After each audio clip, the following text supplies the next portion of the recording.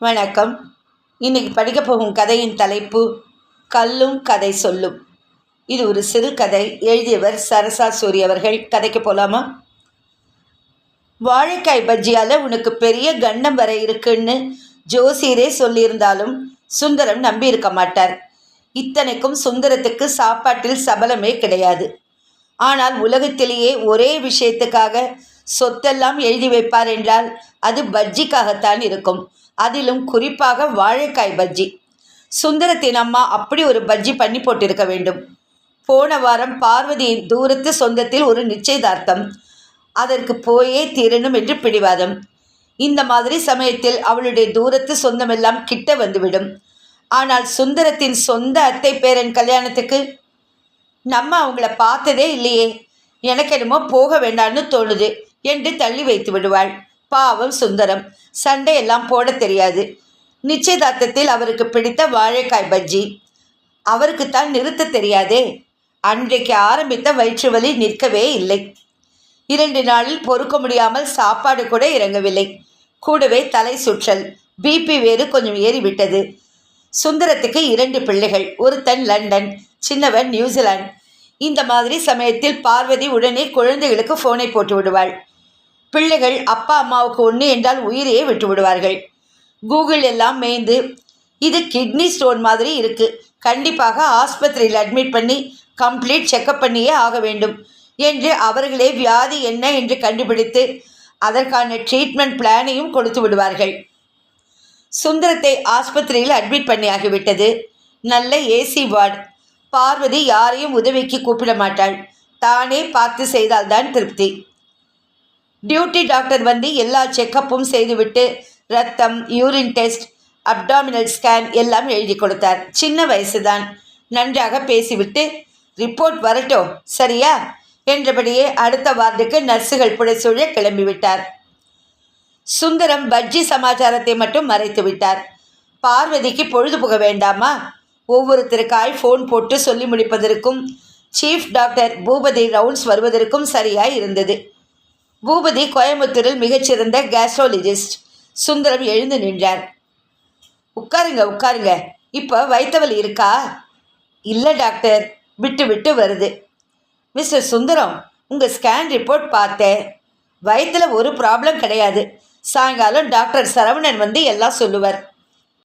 Doctor, பயப்படுற மாதிரி வேறு ஏதாவது? முதல் முறையாக வாயை திறந்தாள் பார்வதி. எல்லாம் சரி பண்ணிடலாம், கவலையை விடுங்க. மணி 1. நல்ல பசி. ஒரு எவர் சில்வர் தட்டில் மூடி போட்டு அட்டெண்டர் சாப்பாடு கொண்டு வந்து வைத்தார். இது பேஷண்ட்டு சாப்பாடுமா? நீங்கள் உங்களுக்கு சொல்லியிருக்கீங்களாமா? இப்போ வந்துடும் என்று மரியாதையோடு சொல்லிவிட்டு நகர்ந்தான். 2 சப்பாத்தி, டால், கொஞ்சம் சாதம், 1 கப் தயிர், பீன்ஸ் பொரியல், உப்பு சப்பு இல்லாமல். அப்பப்போ பிள்ளைகளுக்கு நியூஸ் அப்டேட் வேறு. 2 பேரும் சாப்பிட்டு கொஞ்சம் கண் அசரும் நேரம் நர்ஸு உள்ளே நுழைந்தாள். இந்த மாத்திரையை சாப்பிட்டுட்டு தூங்குங்க என்று கையில் இருந்த வெள்ளை நீல மாத்திரைகளை நீட்டி தண்ணியும் கொடுத்தாள். சரியாக 3 மணிக்கு டாக்டர் சரவணன் பிரத்யட்சமானார். மிஸ்டர் சுந்தரம், இப்போ எப்படி இருக்கீங்க? வலி இன்னமும் இருக்குதா? உட்காருங்க. அம்மா, நீங்கள் தான் மனைவியா? ரிப்போர்ட் எல்லாம் பார்த்தேன். பயப்பட வேண்டாம். 2 கிட்னிலையும் ஸ்டோன்ஸ் இருக்குமா? இதோ பார்த்தீங்களா என்று நர்ஸு கையில் இருந்த ஸ்கேனை வாங்கி, சுந்தரம் நீங்களும் பாருங்க, தெரியுதா என்று காட்டினார். 2 பேருக்கும் சத்தியமாய் ஒன்றும் தெரியவில்லை. 2 நாள் அப்சர்வ் பண்ணலாம். மாத்திரை எழுதியிருக்கேன், நிறைய தண்ணி கொடுங்கம்மா. யூரின் போகும்போது வலி இருந்தால் பயப்பட வேண்டாம். ஸ்டோன்ஸ் போனால் வலி இருக்கும். வலி மாத்திரை எழுதியிருக்கேன். டயட்டிஷியன் வந்து டயட் பிளான் சொல்லுவாங்க, அதை கண்டிப்பாக ஃபாலோ பண்ணணும். நல்லாயிடுவீங்க என்று சுந்தர முதுகை தட்டி கொடுத்து விட்டு கிளம்பினார்.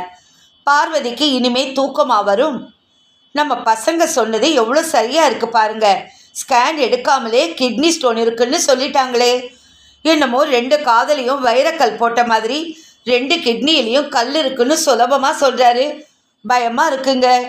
சும்மா இரு. என்னோட நண்பர்கள் எத்தனை பேருக்கு இருக்குது தெரியுமா? இப்போ இதெல்லாம் சர்வசாதாரணம்.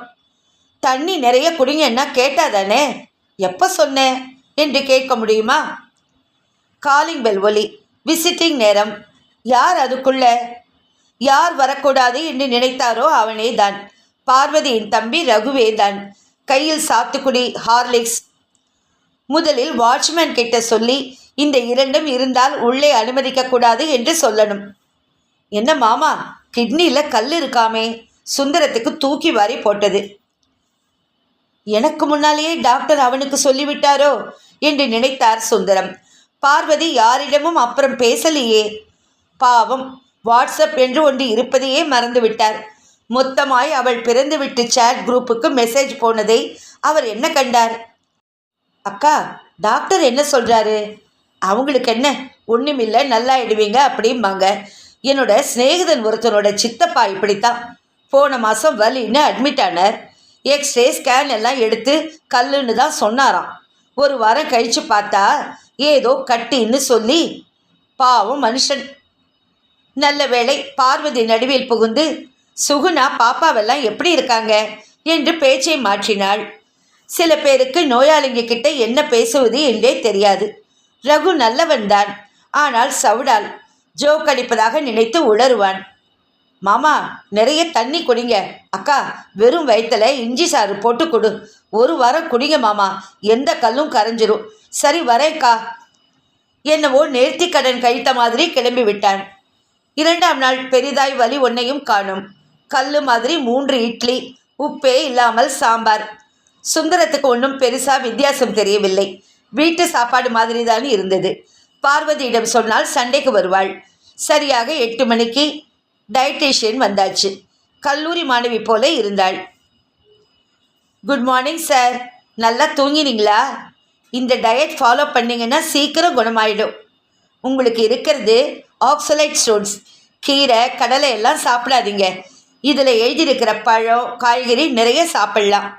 அம்மா, உப்பு கம்மியாகவே போடுங்க, நிறைய தண்ணி கொடுங்க. வேறு ஏதாவது சந்தேகம் இருந்தால் கேளுங்கம்மா. நீங்கள் கட்டியிருக்கிற புடவை ரொம்ப நல்லா இருக்கு, எங்கே கிடைக்கும்? அந்த பெண் சிரித்து விட்டாள். எங்க, என்னமோ கல்லு பேர் சொல்லுதே அந்த பொண்ணு. அது ஒன்றுமில்லம்மா, நீ விதவிதமான கல்லுத்தோடு போடலையா, அது மாதிரி தான். கல்லுக்கு தகுந்த மருந்து. டியூட்டி டாக்டர் வந்தார். மிஸ்டர் சுந்தரம், எப்படி இருக்கீங்க? இன்னைக்கு கிட்னி சிடி ஸ்கேன் ஒன்று எடுத்துடலாம். பார்த்ததும் சீஃப் அடுத்து என்னன்னு தீர்மானம் பண்ணுவார். ஓகே. சாயங்காலம் பார்வையாளர் நேரம். பார்வதியின் அப்பா, அம்மா, அக்கா என்று மொத்த குடும்பமும் ஆஜர். 2 டஜன் சாத்துக்குடி, ஹார்லிக்ஸ், மேரி பிஸ்கெட். மாப்பிள்ள, என்ன இப்படி பண்ணிட்டீங்க? சுந்தரம் விழித்தார். என்னமோ அவர் தலையில் கல்லை தூக்கி போட்ட மாதிரி. இனிமேலாம் அசால்ட்டாக இருக்காதீங்க, கண்டதை சாப்பிடக்கூடாது. பஜ்ஜி சமாச்சாரத்தை மெசேஜ் பண்ணியிருப்பாளோ? வெறும் வயிற்றுல தினம் வாழைத்தண்டு சாறு சாப்பிட்டு பாருங்க. எந்த கல்லானாலும் சொல்லாமல் கொள்ளாமல் தன்னால் வெளியே போயிடும். டாக்டரே கல் வெளியே போகும்போது வலி அதிகம் இருக்குன்னு சொன்னாரே, இவரானால் சொல்லாமல் கொள்ளாமல் போயிடும்னு சொல்கிறாரு. சுந்தரத்துக்கு ஒன்றும் புரியல. அடுத்த அரை மணி நேரம் சுந்தரம் இருப்பதையே சுத்தமாய் மறந்து விட்டார்கள். மாமியார் உடம்பு, மாமனார் கண் ஆப்ரேஷன், அக்கா மருமகளின் அட்டகாசம் என்று ஒரு ரவுண்டு வந்து கடைசியில், சரி உடம்பை பார்த்துக்குங்க, டிஸ்சார்ஜ் ஆனதும் வீட்டுக்கு வரோம் என்று கிளம்பினார்கள். சாதாரணமாய் வீட்டுக்கு வராதவர்களெல்லாம் வந்து பார்த்தார்கள். ஒருவேளை சுந்தரம் திரும்பி வராமல் போனால். மறுநாள் டாக்டர் சரவணன் சுந்தரத்தை செக் பண்ணிவிட்டு, சிடி ஸ்கேன் பார்த்தேன், கல் அங்கே தான் இருக்குது, மாத்திரை எழுதி கொடுத்துருக்கேன், ஸ்ட்ரிக்ட் டயட் ஃபாலோ பண்ணணும், ஏதாவது ப்ராப்ளம் வந்தால் உடனே அட்மிட் ஆகிடுங்க, அடுத்த மாதம் ரிவ்யூ வந்துடுங்க, இன்றைக்கி டிஸ்சார்ஜ் ஆகலாம், பயப்படாதீங்கம்மா. ஒரு வழியாக மூட்டை முடிச்செல்லாம் கட்டி கிளம்பியாச்சு. பார்வதிக்கு கடைசியாக ஒரு தடவை டயட்டீஷியனை பார்க்க வேண்டும் போல இருந்தது. டிரைவர் ஆனந்த் சரியான நேரத்துக்கு வந்துவிட்டான். கார் கிளம்பியது. கல்லெல்லாம் மாணிக்க கல்லாகுமா, டிஎம்எஸ் குரலில் சுந்தரத்துக்கு பிடித்த பாட்டு. ஆனந்த், பாட்டை நிறுத்துப்பா. சார், உங்களுக்கு பிடிக்குமே. பிடிச்சதெல்லாம் சில நேரம் பிடிக்காம போகும் ஆனந்த். வீடு வந்தாச்சு. வாசல் திண்ணையில் 2 கட்டு கீரை.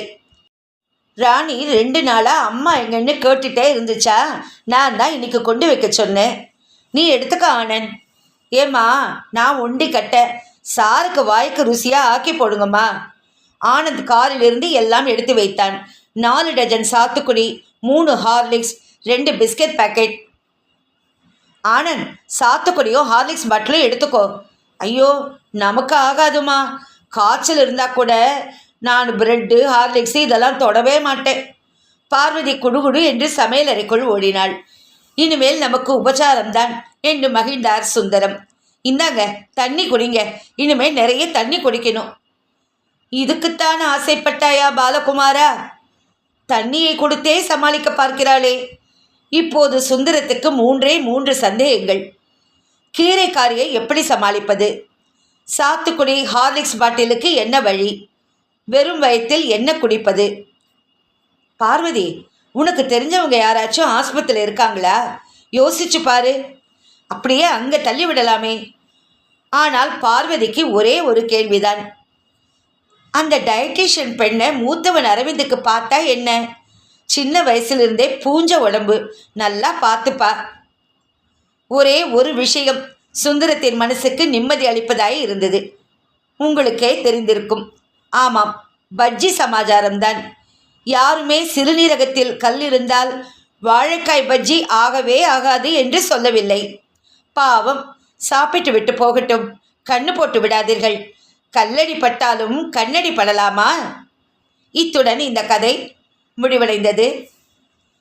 இந்த கதையும் எழுத்தாளர் ரொம்ப ஒரு நகைச்சுவை உணர்வோடு எழுதியிருக்காங்க. ரொம்ப அருமையான கதை இல்லையா?